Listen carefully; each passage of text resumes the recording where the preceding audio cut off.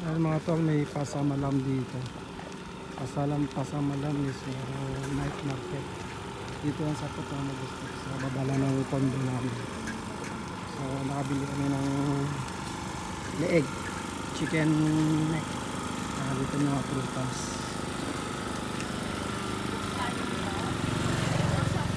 Konti lang ito pasamalam dito.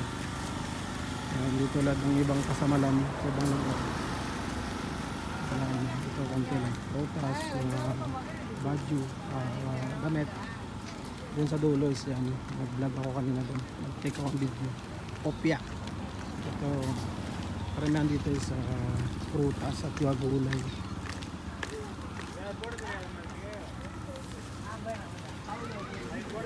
Every Tuesday sila mga parikal. Every Tuesday may pasamalam. Yan. Alright. Uwi na kami.